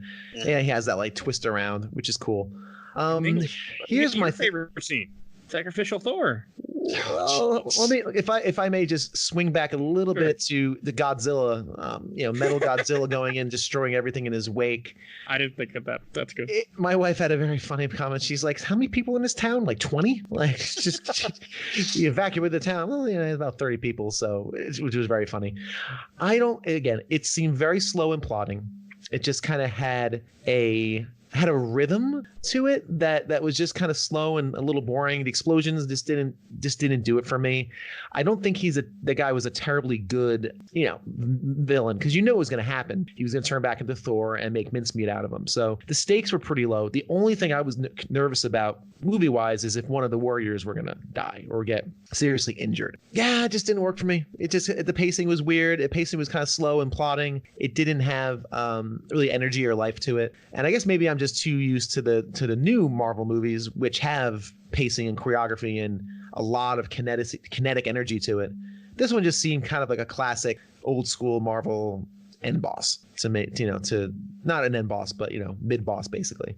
Yeah, it was just kind of dragged along and it kind of did its thing. And then of course we get to the sacrifice, the very, very, very long sacrifice. It's his plan, though. He says, I have a plan. Yes. This sure is a plan, I guess. I guess he figured him dying would save everybody else because that's what the big robot was there to do. So I guess that's what the plan was. Well, I'm just going to sacrifice myself so y'all can live in your broken town. So, yeah. But again, I like the sacrificial. I thought it was cool that he gets up there, he doesn't even get blasted, he gets bitch slapped is the best way to put it. Backhanded slap by the monster. After that, and he pretty much dies. Like that's what the way I took it, that's what happened. He's about to die as immortal because essentially, yeah. That would have killed Immortal. If someone hits you with a giant metal arm and you go flying that far, you're not gonna be okay. You're gonna have a concussion. And was Loki controlling that from Asgard, or was it to have its own? It was, right? I think that's the implication. It's supposed to be him controlling it. It's all him. Gotcha. So it's him fucking up Thor, and it made sense to me. Like the idea, he thought Loki just wanted to stop him. That if he talks to him, if he does this, he can reason with him. He can, I don't think he meant to die exactly, but as him putting his life in jeopardy is what I see as him being worthy, because he put others above his own life in a sense. Yeah, I wouldn't say exactly the love story maybe that made him worthy. Yeah, I know you don't agree with me. It's fine. No, I do. The sacrifice is the final thing that kind of cements him as a sacrificial hero, and and that's the sign of a leader. A leader will always sacrifice himself or herself over others. So yeah, okay. I mean that's fine in retrospect. It's just the catalyst of that moving forward is Jane, and by this time I now realize her name was Jane, and I didn't know that at all. So I was like, you didn't know her name was Jane Foster? No, I had no idea. So at that point I realized her name was Jane. I'm like, oh, okay, cool. Now I know. Now I know. Yeah, I think you're probably right. You're probably right that this is the moment. Of course, when he gets this is his major redemption moment, because he sacrificed himself and he's like, I don't care, kill me, so they're gonna go away because I know Loki isn't gonna slaughter everybody anyway. But the romance is kind of the burning catalyst that moves us forward, and that romance is what's not earned. So I think you could have done this with a partnership and friendship and connections personally with these people and not had that at all, and still had this moment of sacrifice, which is actually fine. I'm never a big fan of the long pretended death scene, but whatever, that's a hand wave. Yeah, that's kind of where I land on that. I stalled out the show. I'm sorry. It's okay. I was doing other things, but and then as I was saying, like he gets this. It's the fight with Destroyer is awesome too. And again, I wrote in my notes, I call it the Superman moment where he flies up in the sky with him. Or no, the Superman moment's afterwards when he flies. I don't know why I wrote Superman moment now. I wrote Superman moment for stuff. Oh, never mind. Okay, you have to fight with Destroyer. I just remembered why I wrote that. You have to fight with Destroyer. You have the tornado. I like all that. All that was badass. The Superman moment is after all that, when he's going to try to go back to Asgard because he finds out that Loki lied to him, which I forgot to say earlier. He grabs Jane Foster and then he goes flying with Jane Foster, and all I could think of was Superman. It might be because I have watched 6 seasons of Smallville in the last 2 months. That might have something to do with it. Wow. I'm not sure. Well done. No, not with no. Oh. Yeah, I know. I've never seen an episode. Again, TV is not my thing. That's okay. No, it's been more like 4 or 5 months, but in the last 3 months I have watched way too much Smallville. It's serviceable. It's not awful. It's not great. Again, I've never seen it. Okay. Yeah. Keep it that way. You don't need to if you never have. So, Mike, what did you think of the final? The Thor versus Destroyer battle? It's pretty cool. I mean, as far as spectacles go, like it's over pretty quick. Which yeah, again, they're trying to cram everything into 2 hours. But I did like that. Thor calls Coulson son of Cole. Cole's son. Which I think he does again in Avengers. That's a funny little thing because he's Odin's son. Yep. I like this quite a bit. This is only the second, and if I'm wrong, let me know. This is only the second Thor thing we see in this entire movie, and it's been about an hour 20 since we've seen Thor do Thor things. Because this movie really, of course, is about his fall and his redemption, right? And that's fine.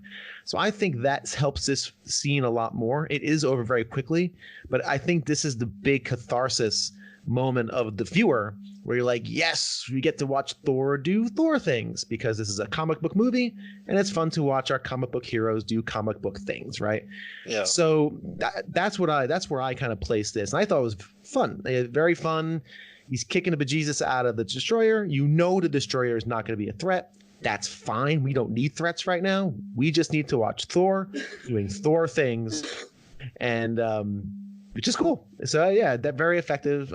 Yeah, it was a little on the short side, but it would have been nonsensical to have it go any longer because that creature was no match. So yeah, I mean, it's just meant to move the story along a little bit, give you a cool scene, sell some toys. Yeah, an opportunity for Thor to beat on somebody because we haven't seen Thor beat on anybody really since like an hour, 10 since Jotunheim. Jeez, Jotunheim, right? You know, he other beats than up the some shield guards. Yeah, some shield guards. But, you know, it's not Thor doing Thor things. No, so. and then I do like the part where you have at the Frost Giants come to Odin. And Loki's like, okay, they're about to kill Odin, and then he kills the Frost Giants anyway. To show, because you find out more of his plan is to save Odin. So he's the good son. He's, even though he's setting everything up, it's like you crash everything on purpose just so you can be the one who puts it back together. Yep. So good. He just nonchalantly kills his actual father, his birth father. Yeah.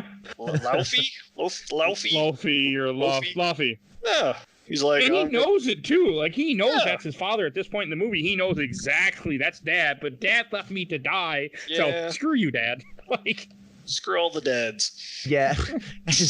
at this point, Loki is completely broken bad. So that's it. Like that's it. And I laughed my ass off at the part coming up when Thor comes back to Asgard and Loki shoots him out the window with the staff. Like I was laughing hard at that part. So good. Yeah, that was very great. I enjoyed that a lot. It cracked me up. Yep. And then they end up on the Bifrost. This right? And you mean Rainbow Road? Yeah. Oh yeah. Oh yeah. This is when Loki uses the Bifrost to basically destroy Jotunheim. Yeah, because they set up early that Yeah. If they leave the Bifrost open, it'll like overwhelm the realm in energy and basically destroy it. So that's his plan now. Which again is so outsized and big and monstrous. Like that's big. Like, look, you know, hey, you've been hanging out in the castle. You want to get your way and become king, and you're fine, right? But blowing up an entire world that's some mustache twirling villain stuff right there. I mean, that's not necessary. Loki, his own people too. Yeah, his own people. Like, right? Yes, exactly. So he'd be the last of the Frost Giants. Again, this is Last of the Frost Giants. This is, I think, the movie trying to the biggest stakes it can at this point, right? Mm-hmm. Because you need a battle between Thor and Loki at this point because they're the brothers, and this will not resolve their brother issues, but at least for this film, kind of resolve it. And you need stakes to expedite what's going to happen, right? You can't just have them slog against each other. You need this other ticking time bomb running in the background, right? You got this clock running. So it's good. I think as that kind of device, it's perfectly fine. Yeah, giant stakes. I don't know if I really care for the denizens and the poor women and children of Jotunheim. I haven't seen nothing there but monster creatures and ice. Yeah, there's nothing to care. And actually, there's this go. Yeah, I'm sorry. Go ahead. Oh, you're good. I didn't. I was the same boat with you. I didn't care about them. No, I mean, but it's fine, and it's of course now good guy Thor is completely 180'd thanks to, I guess, almost suicide will do that. But completely 180, Thor is gone 180. He's like, you can't destroy an entire civilization, entire planet. Rewind about 45 minutes when Loki visits the Frost King, and he's bargaining with him, and he says, and that way you can return your planet to its, looks around, former glory. It's like nothing but ice and caverns. I did like that.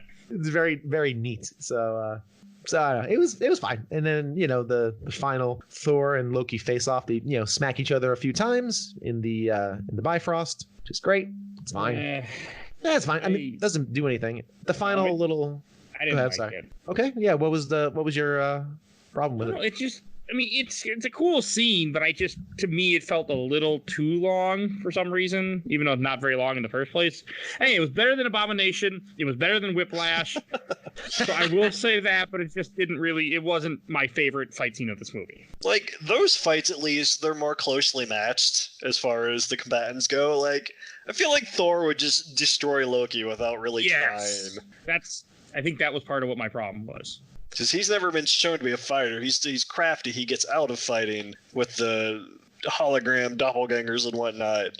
Like, in toe-to-toe battle, I don't think he stood a chance. Well, no, absolutely not. I mean, he had no chance. So he had to rely on his craftiness, which he does towards the end when he tricks Thor into trying to rescue him from the bridge. Because again, Thor's learned to be a good boy, and he turns around, of course, and the 85 Lokis are there, which is like, oh, that's cool. He's using his craftiness to his advantage. One of his powers too is to make clones of himself.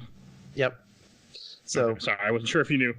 No, that's fair. I think we've seen this. We've seen this with in the original battle on Jotunheim when him and the Good Bros go down there and try to rough some stuff up. So you have a small scene with it, but this is where you kind of see it go like full force.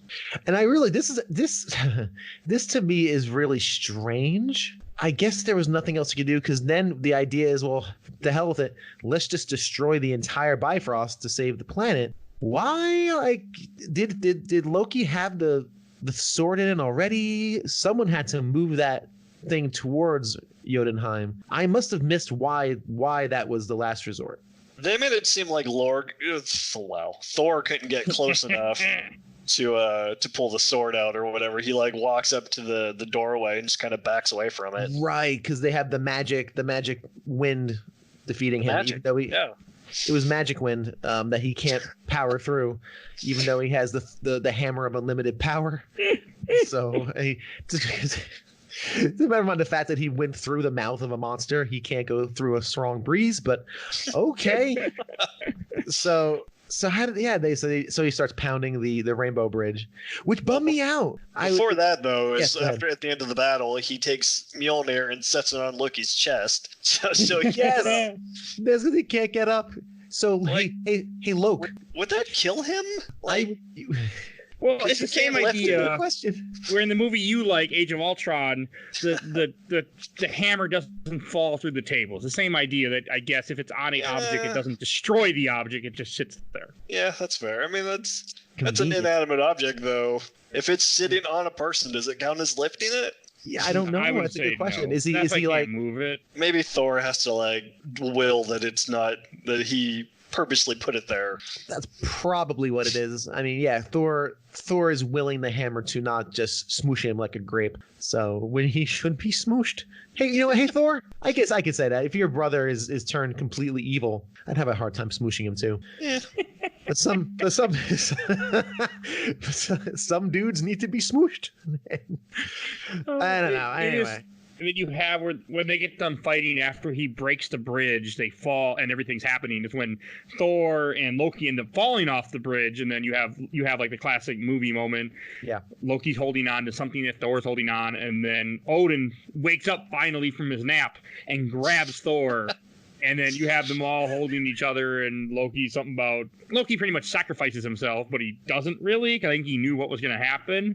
Yeah, or it's all a trick. They don't ever say, but. Well, yeah, no.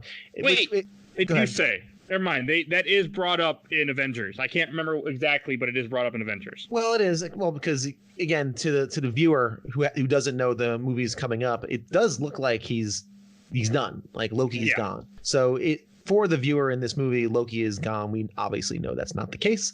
Odin, his alarm goes off, his phone goes off, and he's like, "Oh, time to wake up and save Odin." So old man nap is over. That's it. Go down. I try to go down for 30 minutes. I'm out for 2 hours. It's just what happens these days. But Loki says up to Jotun, oh my God, what's wrong with me? Says to Odin, so I could have been great. I could have done this, and Odin's just like, no. So I guess that's the final defiance against Loki, and he's like, I'm done. Yeah. So that was the end of it. So rather than deal with it, he kind of goes off. I don't remember how he survives, but I'm sure that comes up in Thor 2. No, yeah, as far as in Avengers. Yeah. Was Avengers? It has to do with Thanos. So Avengers is before Thor 2? Mm-hmm. Yeah, next movie is Captain America, then Avengers, then the best movie ever, Iron Man 3, then Thor Dark World. Okay, all right. But anyway, so that's kind of what happens there. And as far as we know as viewers, he's gone. Thor and Odin are best buds again. Well, not best buds, but they are brother and brother. Jeez. It's been 2 hours. It's been 2 hours. He's father and son again. Their relationship has been renewed. Everyone sits around a big Nordic feast and eats big Nordic food. Cool. Good to see all the good bros hanging out, having a good time. Everyone's where they ought to be. I do like the scene where I think it's Thor, or no, it's the lady, I think, sees Thor's mom. Yeah. Yeah, and she kind of Sif, and she and her kind of exchange a sad glance, like, "Oh, your son's dead." As I put, sad Thor at Last Supper, as I call it, because whenever I see a table like that, all I can think of is the Last Supper from the Bible. That's all I can ever think of. All right. Well, hey, listen, we were recording this around Easter. Last Supper was Thursday, so yeah, that's how it kind of tracks, I think. But it's yes, Last Supper is the day before Good Friday. Little trivia for you. That's the Last Supper, yes. So that's a good way of putting it. But yeah, there's like a little bit of sadness there, which is appropriate. And Thor's got some sadness because his brother's dead. Like, sure, yeah, totally, you get that. And then him and Thor and Odin have the final glance. They say the final cliche line, which I think I wrote down. Where is it? You can cut this all out. Feasting and such. Odin and Thor chat. Admits to having much to learn. Dad, did I make you proud? And Odin goes, you already have. But anyway.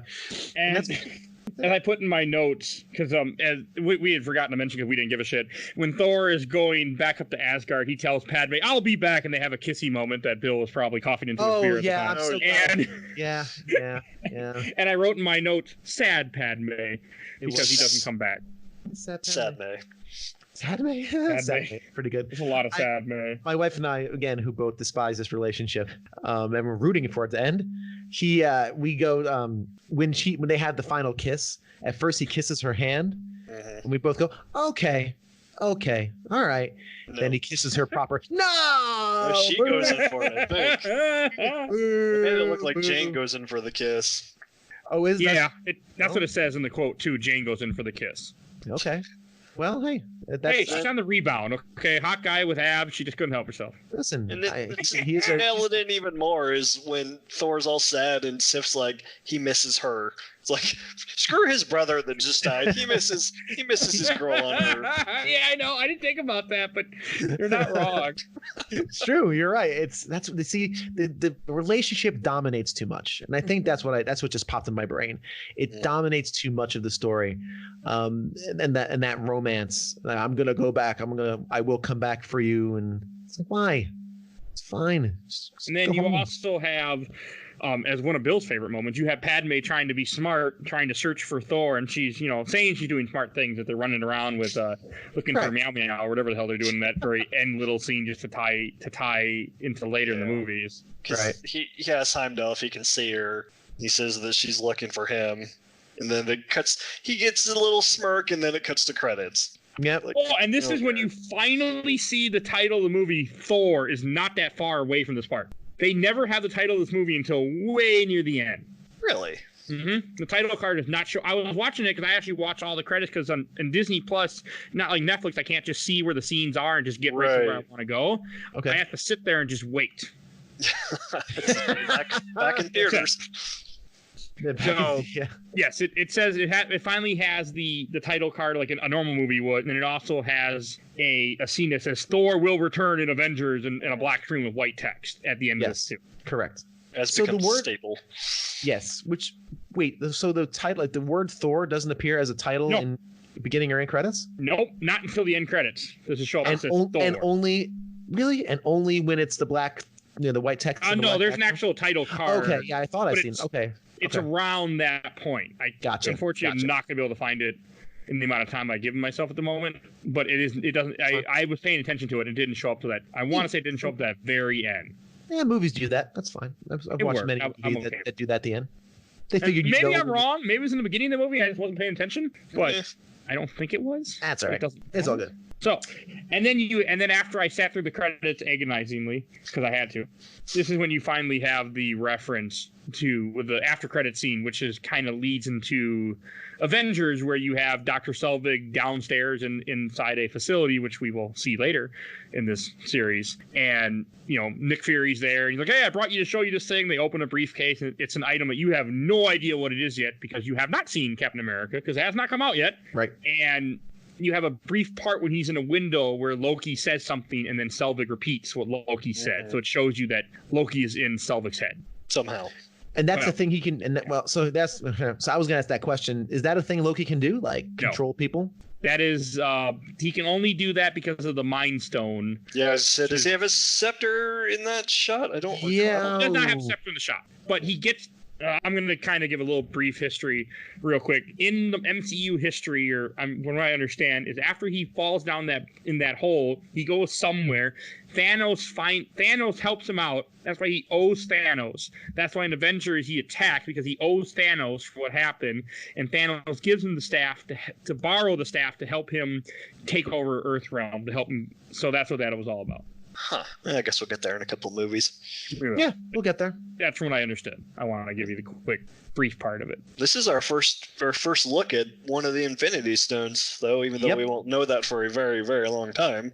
Correct. They were Correct. called Infinity Gems before they decided to call them Infinity Stones. Right. Oh, I did not know that. Yeah, they weren't. In the comics, everything, they're always Infinity Gems. The MCU, Yep. like, call them Stone. Nobody wants to use the word gem. Where are the gems? Where are the gems? All right, anything to say before we go to shelf or box? I'm good. Nope. All right. You know what? We'll start with a positive note first. So I'll go first. Since I must be the only positive on this episode. This is going on the shelf. I really liked this movie when I first saw it in 2011. I really liked this movie when I saw it 4 years ago, and I still really like this movie. I stayed entertained, other than the fact that someone looks like someone took a bunch of Play-Doh and shoved it on Chris's face. I was okay, and that's a nitpick. So it's not. Okay. It didn't hurt. It bothered me. Like something was wrong about his face, his eyebrows. Something was wrong. But other than that, I enjoyed every part of the movie. I loved seeing Padme in this movie in a more healthy relationship. So I was okay. Like it was just I really enjoyed this movie. I love the mysticism.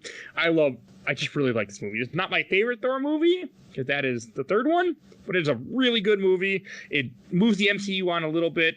I definitely will recommend this going on the shelf, and I look forward to seeing it again in 4 years. How about you, fellow Mike? Maybe it's his hair that you have an issue with, because it seems like it's tied Something's back wrong. in later movies, right? Typically in the ponytail. It's more than that. It's the face. Okay. It's going in the box for me. Like, even if I had that gray area like we talked about in the last episode with Iron Man 2, I think it's still in the box. It didn't capture me. Even the way that Iron Man 2 did, where I sat and watched through all of Iron Man 2. I wasn't on my phone, wasn't doing anything. This, I was on Facebook or like browsing IMDb to see who actors were. It just, I don't know. It didn't grip me. I think it's too fantasy, which kind of sounds stupid for a comic book movie that it could be such a thing. But you're following Iron Man and Hulk, so I can buy Yeah. that. I can make sense. Yeah. Like, I'm going to lean towards sci-fi given the option, so maybe that's just my personal preference. But yeah, it's going to go in the box. Okay. Yeah, and for me, this is going into box as well. That should be no surprise to anybody listening. There's too many. For everything that's good, there's another thing that's wrong. And a lot of the tentpoles of this movie are a little rotten. So you have, the tentpoles being, you have your, the romance, it doesn't work. You have your lead female character, she's not working. You have all these different things that aren't working. This movie does look beautiful. It has the action scenes when they're there. Think about it. You only have 2.5 really action scenes in this entire movie. If you look at it as this kind of Norse drama, then I think you'll enjoy it a lot more. If you look at it as like a traditional MCU movie, you're probably going to like it a lot less. And even though I do like all that Shakespearean kind of that family drama, the backbiting and all of that sort of thing, there's just too many. It takes too many punches to really stand up on its own. So it falls in the box. And okay. I wouldn't mind seeing it again, probably another 5 years, but I won't be seeking it out anytime soon. Oh, I forgot to ask. Was this another one in the Blu-ray collection? No, it's not. I thought I owned it, but I guess I didn't like it that much when I first saw it because I didn't buy it. So, no, this is on Amazon Prime for free. Oh, yeah, it was on, which is good. I didn't want to. I'm still waiting to get Disney Plus. I'm trying to hold off as long as I can. And when I do get it, it'll be for the show. So, yeah, no, it's on Amazon Prime for free in 4K. 4K HDR. So if you have the bandwidth to support that sort of format and a TV as well, that's definitely the best way to do it. Hopefully still on Amazon Prime at the time of this when this is published finally. This is a good point. I'm lost in the timeline. I don't know. You're like Loki, like just making time stuff happen. I don't know when things are airing. Yeah. unless I get anxious and we get enough in the can, I will release some to a month, but that's only if we get there, which I don't know if we will or not. At least not in the early part we won't. That's all right. All right. Cool. I mean, that's about. I was expecting maybe 2 shelves in one box, but one shelf too. Hey, we did better than Iron Man 2. Iron Man 2 was all 3 box for us. Yeah, that was a unanimous throw in the box, which is also known as the garbage can. I'm kidding. It wasn't that bad. But yeah, that's the box way up on the shelf in the garage. You can't even remember where it is. Like, where's Iron Man 2? I don't know. Did we? That's okay. Is it with the Christmas lights? I think last time we saw it. Yeah. So, I think that brings us about to wrap up this episode. And the next movie we're going to be covering in the following month that you've been listening to this is going to be Captain America, the First Avenger. When they start feeling that they had to put more in the title than just the name of the character. I like how you said that in the tone of the Captain America and the Avengers game. Oh, don't. The Avengers. That wasn't on purpose, by the way. That was completely by accident. I'm like, you're right. I didn't mean to. I was just saying it because that's how I say Captain America. But yeah, it was in the same tone. That's good stuff. I'm interested to see how I like this now. I'm interested. I remember being pretty cool on it. And actually, I've actually reviewed all these movies back when they were released. I was doing a lot of movie reviews. So I got to dig up those old Word docs and see, what did I think about that? And then cringe at my writing from 10 years ago because I'm sure it's not good. Lots of dots. So anyway, it's the worst not thing ever. Writing, but my ex-girlfriend that I was with at one point, whenever she would love to end things with ... was usually meant she was pissed about something, which was almost always. So ever since then, whenever people say ... or something, I was like, and I'm like, stop it, like, everything's fine. You're allergic. Yeah. So I'm interested. I remember being cool on it, but I'm curious how I feel about it now. So I am too. Mm-hmm. I'm very excited because I have not seen it in years, so I'm very, very excited to go back to it. So not cool. But we will get to that. We will get to that next episode. But please, again, we do games episodes every week. You have to tune in. You're going to have the other 3 MCU movies at this time to go listen to. So please, if you haven't heard those, listen to those. We have comic book episodes every month. Please listen to those. They need more listens because I keep doing them and they need more listens. All right. I want to give an awesome shout out to our Bulby, aka Mike Stoney, who did our intro and outro that we've been borrowing from his EP Bite the Bullet, Song Cool Kid Squad. I've said that thing well over 90 times at this point, and every time I say it a little differently somehow. You'd be surprised how nothing's written down. The outro that I say is never written down. I just speak. Maybe one day I'll write it down. I highly doubt it. But so please follow us on Facebook, Instagram, Twitter, where I'm trying to keep up on posting screenshots from whatever upcoming game we have. And I also promote whatever new episode comes out. And I eventually should maybe give you guys a little heads up what MCU movie is coming out next or how soon. So please follow us on there. And we will see you guys next month with Captain America. Should be fun. Should be good times. I'm excited. Sorry, Idris Elba. Sorry I accused you of such a horrible thing. That never happened. That never happened. I don't know what you're talking about. That was all cut out. No one heard, because that's getting cut out now. I'm done. It's not gonna. So nobody has any idea what you're talking about. Okay. Fair enough. All right, so bye, everybody. We'll see you next month. Guys. Bye.